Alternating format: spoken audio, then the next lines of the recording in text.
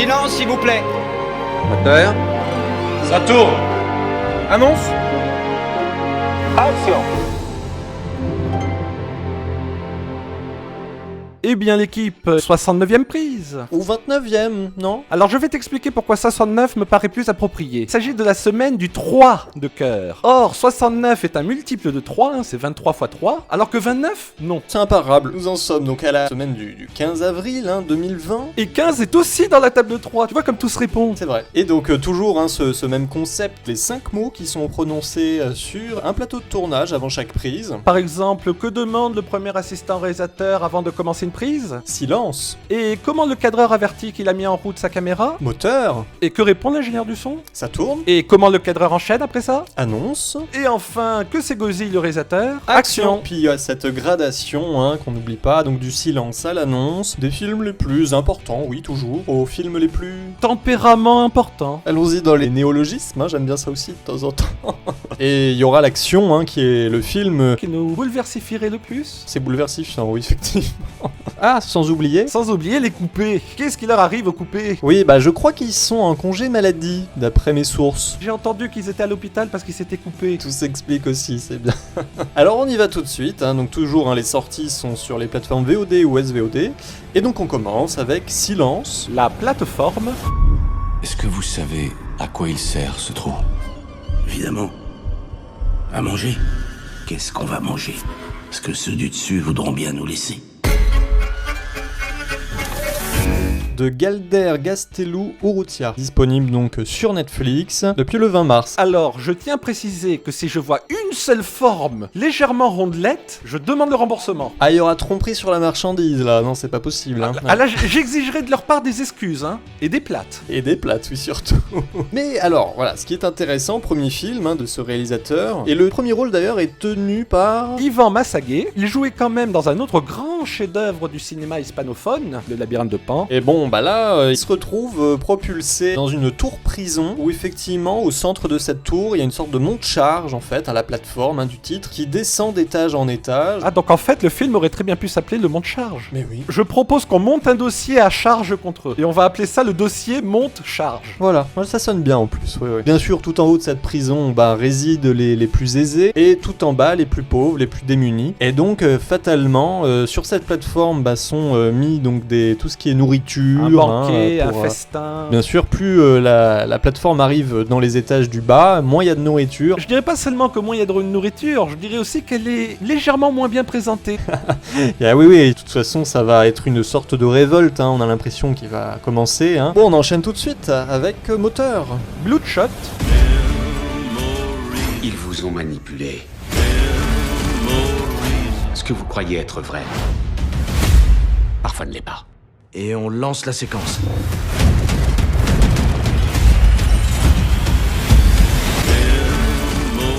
De Dave Wilson. Alors lui, il est sur MyTF1 VOD, Orange VOD, Canal VOD, et bien sûr, cherchez l'intrus, Filmo TV. Ah oui, c'est vrai. Et depuis le 26 mars 2020. Alors il s'agit encore du premier film du réalisateur attitré, Dave Wilson. Et c'est inspiré donc d'un comics qui s'appelle donc Bloodshot, c'est le comics éponyme qui était donc chez Valiant. Valiant Comics. J'aimerais juste préciser qu'au départ, les producteurs destinaient ce film à lancer une espèce de Valiant Cinematic Universe avec au moins 3 autres films en préparation. Mais le projet a tendance apparemment à battre de l'aile. On peut dire que le personnage aussi bat un peu de l'aile, en tout cas au début, parce que il meurt rapidement et il est ramené à la vie par un riche entrepreneur, homme d'affaires qui détient une société qui s'appelle RST Corporation. RST, on a l'alphabet dans l'ordre. Donc le méchant en question qui est joué par Guy Pearce, et c'est pas anodin parce que ce même Guy Pearce était le protagoniste du film de Christopher Nolan, Memento. Bien sûr. Or ce film, j'ai l'impression que c'est un peu le Memento Evolution. Il y a ce côté méandre de la mémoire, et effectivement parce que le personnage principal, joué par Vin Diesel, ressuscite avec des dons particuliers. Et en même temps, donc il y a ce jeu sur la mémoire où on lui implante des souvenirs, en tout cas presque des cibles à abattre aussi. Choisi donc sur commande par le fameux méchant joué par Guy Pearce. Alors on poursuit tout de suite avec Saturne. Aniara. L'Odyssée stellaire. Le vaisseau a dévié de sa trajectoire. Nous risquons d'errer dans l'espace pour toujours.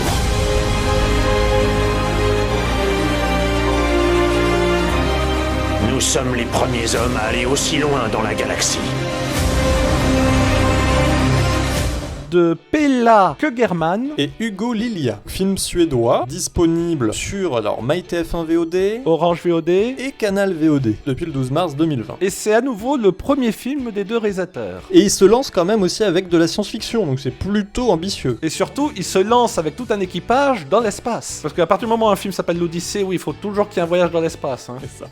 Et donc le Aniara, c'est le nom du vaisseau qui va servir presque d'arche, on va dire, à l'humanité pour aller s'exiler sur la planète Mars. Bon, il va y avoir quand même un souci, ils vont être percutés par une météorite et à partir de là, Un boulon va se décrocher et tout va un peu se déboulonner. forcément, il faut qu'ils arrivent à trouver le moyen de regagner la trajectoire initiale et donc ça va être un peu ça, tout le suspense. Disons que ça tourne à la catastrophe rapidement. D'ailleurs, ça tourne. Ça tombe bien qu'il soit dans notre onglet ça tourne. Oui, ils auraient pu aller jusqu'à Saturne, hein, mais bon, déjà, s'ils atteignent Mars, ce sera bien. Tu connais le célèbre proverbe? Quand on te demande ça tourne, tu dois répondre plutôt bien. Pas mal. Alors, on enchaîne tout de suite avec annonce.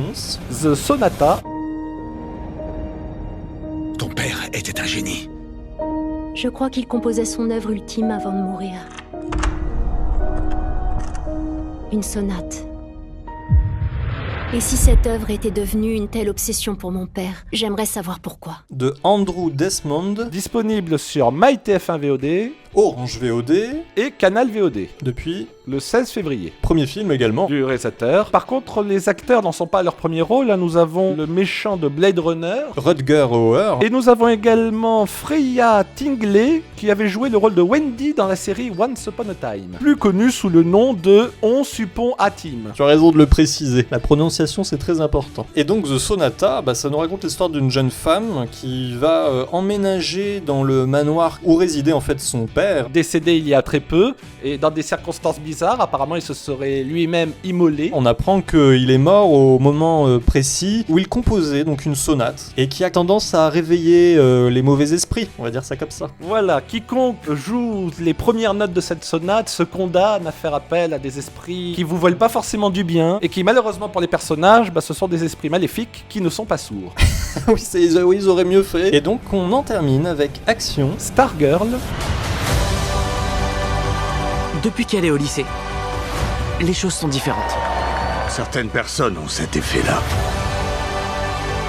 Il y a quelque chose chez elle. Elle est pas comme tout le monde.